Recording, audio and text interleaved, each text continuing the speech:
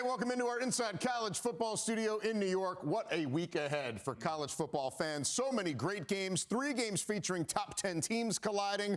But what better to kick things off at noon Saturday than the 2 favorites to win the whole thing? Yep, BJ's got the horns ready. Rick, what's it like to have a game like this with Texas and Ohio State? Well, there's very little in the worry for the head coaches as to whether or not your team's going to be focused. Yeah. Everybody has been focused about this game since the starting of spring football, probably going back to the winter workouts. Looking forward to this opportunity to be on this kind of stage. Obviously, you've got 2 young quarterbacks.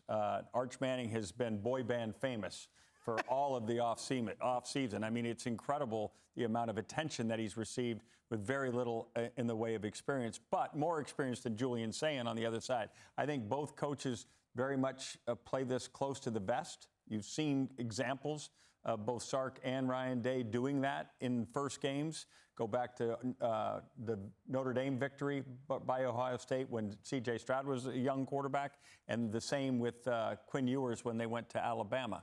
They went there and played close to the vest. I think low-scoring game. I think it's going to be a terrific ball game to watch.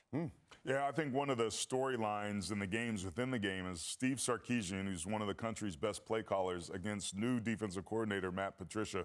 We haven't seen a whole lot from, so he's got some cards to his vest where he can bring some things early that maybe Texas isn't experienced with, hasn't played. Now, they're going to go back and watch a bunch of film to see what he's done. But how is this Texas offense with Arch Manning, to your point, going to do on the road where communication is so important with an offensive line that has a ton of new pieces? Yeah. You look towards the end of the year, there were a couple injuries that Texas had that really affected the way that they had to play the game. They had to call around that. Well, if you have to do that on the road and Sark's got to call around the offensive line and manage a young quarterback, now all of a sudden it becomes a really interesting contest. So a couple layers of things to look at, not just quarterback and crowd noise and those things, but that's what makes these games so monumental, man. There's no room for error. We saw that last weekend with Iowa State, Kansas State. You better be right now, and there's a great chance that neither of these teams are. There's some adversity early. How they respond to that's going to be a big story. You got to overcome that adversity, and you hit on 2 other salient points. Matt Patricia, unpredictable. These Belichick defenses, you don't know where guys are coming from. Completely different defense than they played a year ago no in doubt. the Cotton Bowl. But see, now that could be a detriment for Ohio State as well. Now, I'm learning a new scheme. Now, am I out there thinking, or am I able to fly around and just be a football player? So could be a double-edged sword. And you look at that offensive line, that's my biggest concern on this Texas team. With all the new faces up front, the one deal that can save them, though, are the wheels of Arch Manning. This is his granddaddy's legs, not his uncle's. I mean, Cooper, he was a pretty good wide receiver as well. So, you know, athleticism runs in that household. And so his legs can get him out of trouble. I believe that's going to play a huge factor in this ball game. But this will be a slobber knocker. This is going to be a fun game. And as a former player, these are the kind you enjoy opening the season with. Don't give me a preseason game. You know, preseason was hitting your boys all summer. Give me one such as this, and hopefully the best team wins. Hook 'em. Well, you know, big games like this are for big-time players. And there wasn't a bigger player last year in college football, especially for a freshman, than Jeremiah Smith and what he did, especially in the playoffs, except for the Texas game. He owes Texas a little something, but if Texas wants to say, you're not going to beat us, it's going to be up to everybody else besides him. And on the other side, Arch Manning, you were all over it.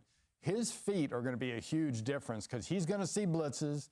He's going to see zero defense. He's going to see all the crazy stuff. He's going to see 10, 11 up, all kinds of nutty stuff. They're going to try to confuse him.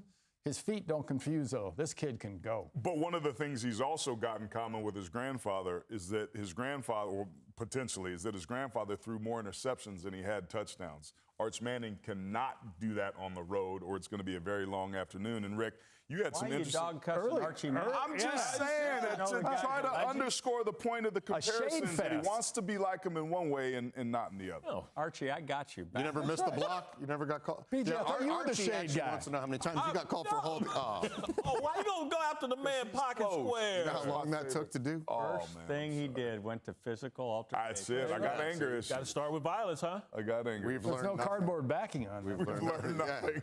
Oh, no, I had to put it back together after our last Brouhaha. Oh. Luckily, we have some sound now, and both coaches hitting the podium this week to speak about the magnitude of this game.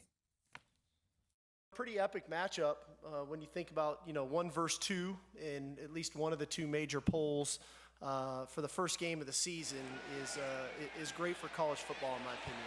As much as I'm going to talk about the rankings don't matter, which I believe that, but I do think for college football, the fanfare, the excitement around this game, I think is great for our sport. One of your goals should be to win the opener. I mean, that's clear. We did that when we had Big Ten games to open the season, win the opener, and then you kind of go from there, which allows us an opportunity to focus on one game at a time. And it's an exciting time of year because now we get on the field and figure out where we're at, figure out where the guys are at, and go from there. But it's important that we play clean in game one. And by the way, you can feel the intensity from Ryan Day as far as Nick Saban's old line about complacency and everything. There's a lot of new guys anyway who want their chance at really playing for their own championship. Picks time here. We start with our resident Longhorn. Who you got? Well, Rick said it, and a number of other people pointed out the fact that there's a small sample size for Arch Manning, but he's played in a lot of games, and he's played in big ball games and been an integral part of this offense in those significant matchups. I'm going to go with Texas. I think they'll have a slight edge over Ohio State. Plus, they'll let you back into Austin now. Dude, many times as I picked against Texas when they suck, I mean, come on. I ain't worried about that. That's the least of my worries. I'm going to take Ohio State. I'm going to give the edge to the home team. I just believe that there's explosive players there. They'll find ways to get a big player or two, and that's what this is going to come down to because the defense are going to be very well evenly matched.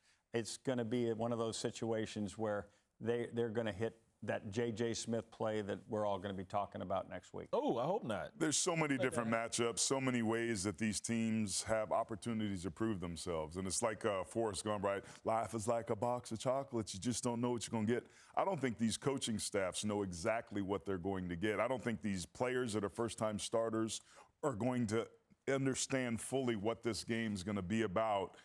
They will. You have to learn very quickly, but I think this game comes down to the fact that both of these teams have brand new quarterbacks. Both of them have young offensive lines that are finding ways to gel. I believe Ohio State at home is at an advantage because they won't have to deal with the crowd noise that Texas is going to have to deal with, especially facing a defense that you haven't seen. There's going to be a lot of communication that Texas is potentially going to have to make early on in that game. I think that proves difficult, and Ohio State wins it. Was that your first time trying to do Forrest Gump? Yeah, was it not so good? Yeah. I'll work on it. I go to plan B. I will get my SAG card. We've all talked about these inexperienced quarterbacks, and it's going to be kind of like Jiffy Pop. They're going to put them on the fire, and that thing's going to start rising. But when it rises, you're going to see two little horns come out of the middle of it, and Texas is going to win. Like a rising crescent moon. Brisket, shrimp. Just for everybody's sake, last year 12 teams made the college football playoff. Only one lost the opening weekend, and that was Clemson against Georgia, which obviously both teams made the college football playoff. If you can lose one, it's a matchup like this, right? In this new era, for sure. Okay, that'll do it for us. Watch us all season long for all the latest on college football, on Inside College Football.